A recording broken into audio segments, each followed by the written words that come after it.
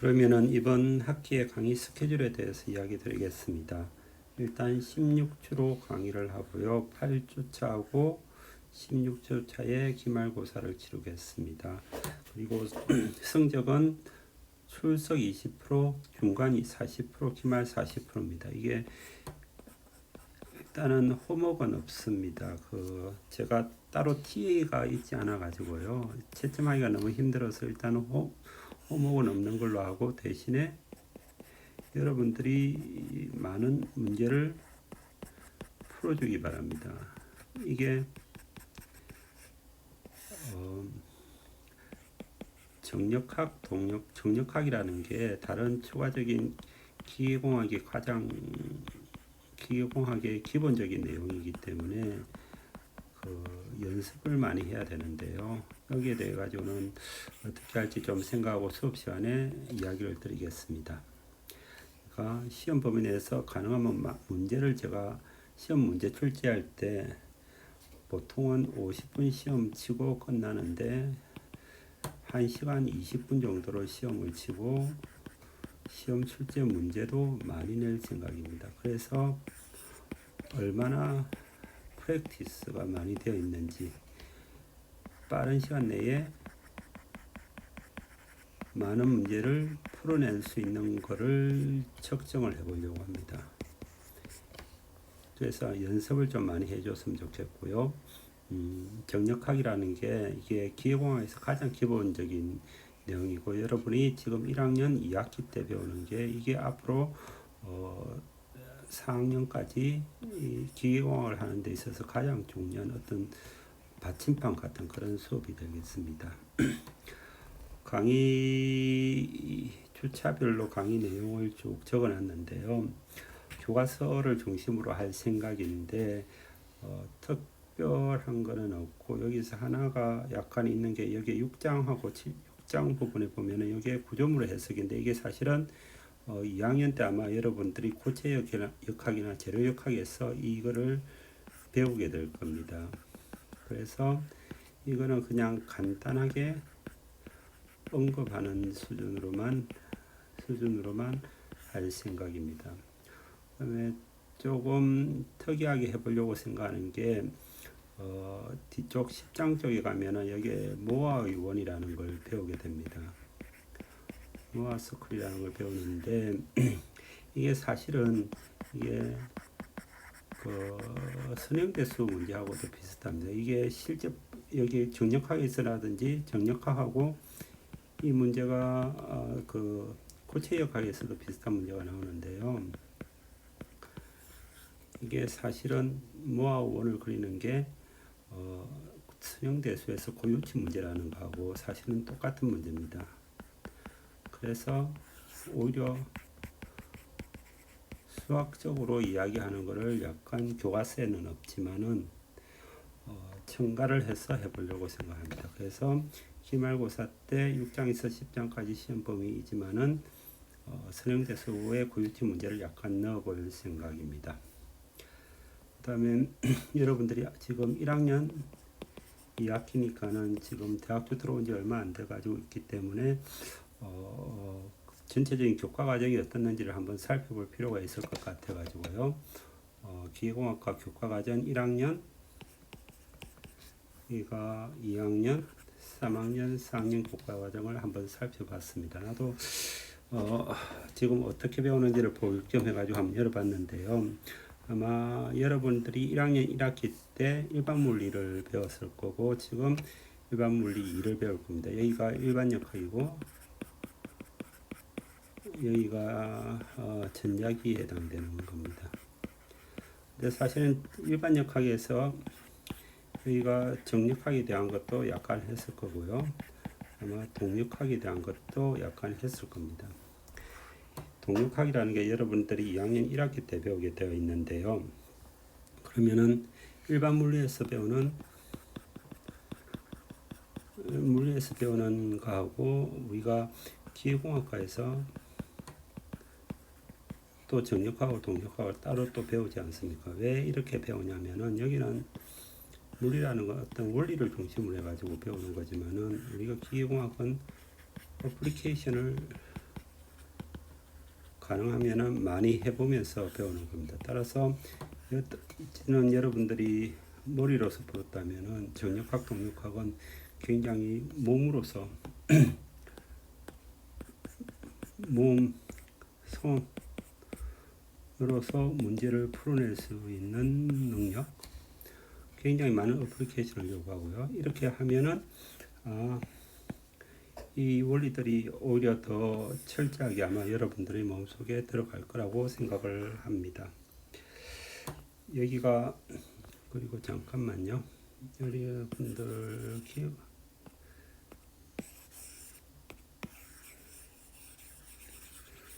기계공학이 전체적으로 어떻게 구성되어 있는지를 간단히 조금 이야기를 하고 싶은데요.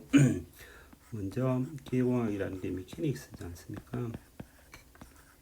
역학이라는 걸 다루는데요. 역학은 크게 대상체가 리지드 바디 해가지고 강체라는 게 있습니다. 강체라는 게 있고, 이거하고 약간 반대되는 게 뭐냐면은 이 포머블 바디가 있고 플루이드가 있습니다. 이것도 서로 다 다릅니다. 이거는 리지드 바디라는 거는 어떤 3차원 물체가 있으면 이거에 대한 변형이 전혀 없는 거고요.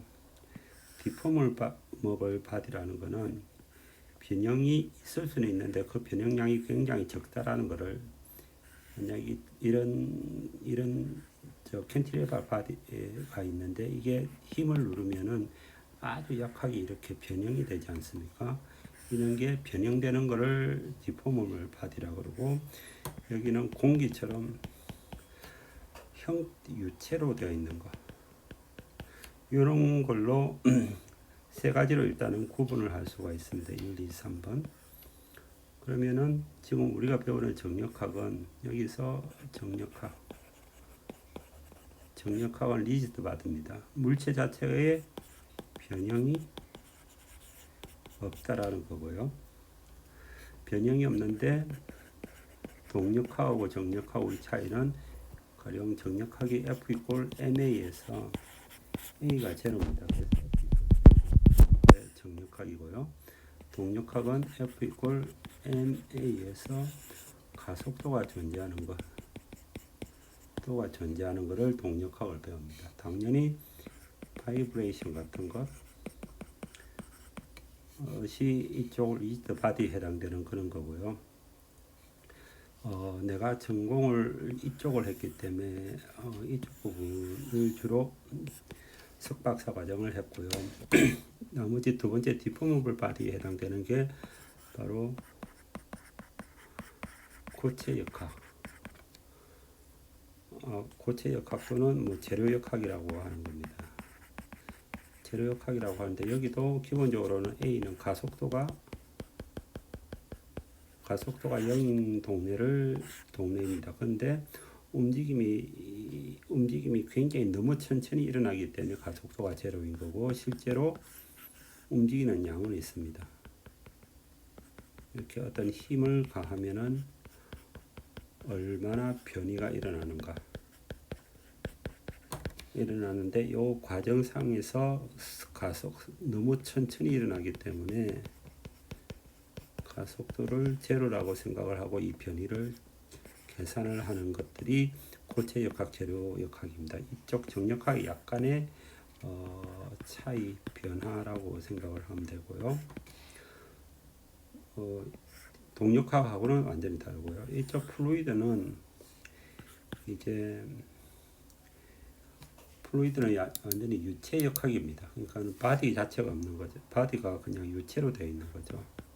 따라서 이게 에어로다이나믹스, 비행기 같은 것, 플루이드 다이나믹스.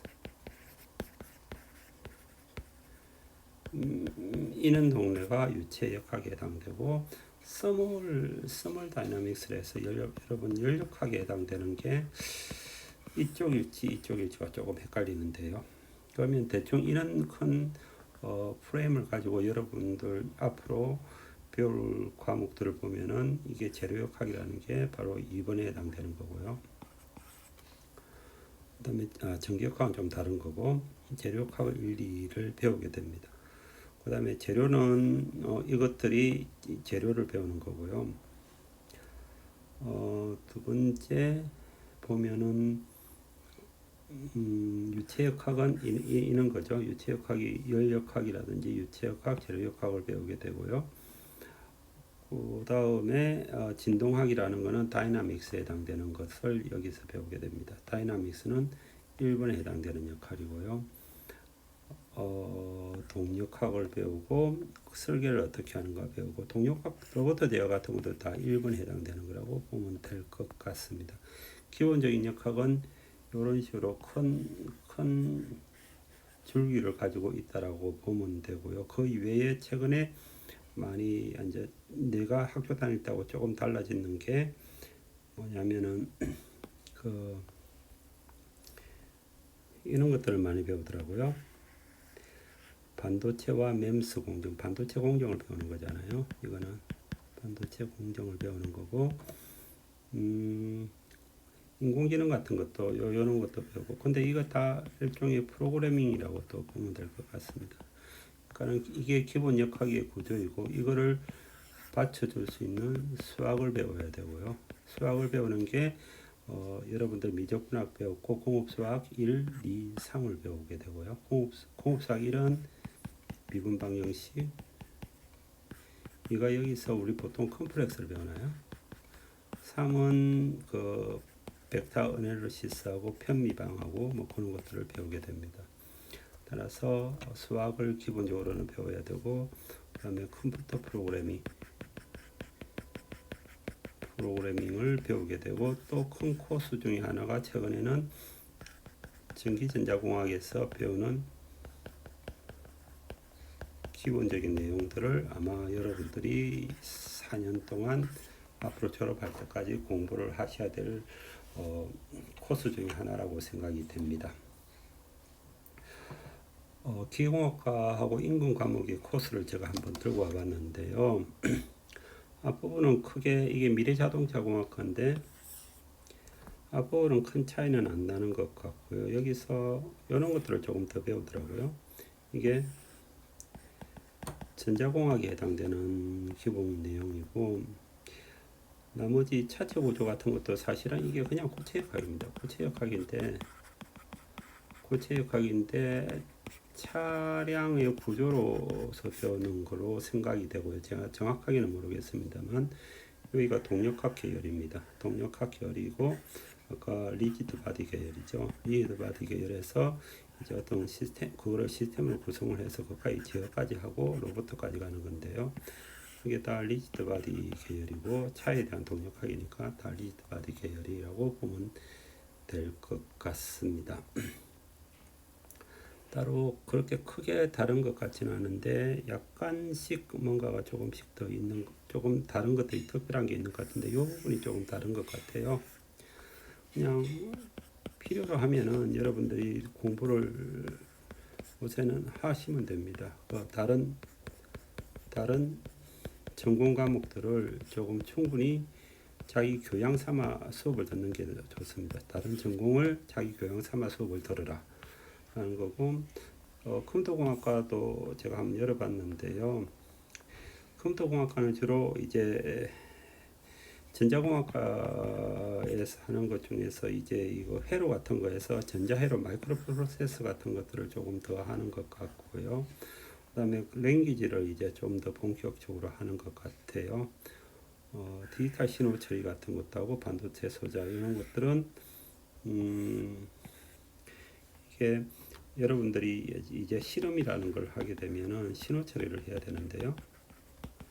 신호 처리를 하면은 이 디지털 시그널 프로세싱 관련되는 과목들을 듣는 것이 좋고, 인문 과목은 사실은 기계공학과에서 기계 진동학도 요거하고 많이 연결되는 거고요. 그다음에 여러분 공업수학 3을 들으면 공업수학 3에서 푸리어 트랜스포메이션이라는 걸 배우게 됩니다. 푸리어 트랜스포메이션도 디지털 신호 처리의 가장 기본이 되는 겁니다. 나머지 회로들을 조금 여러분들 공부하는, 여기 회로가 있고요.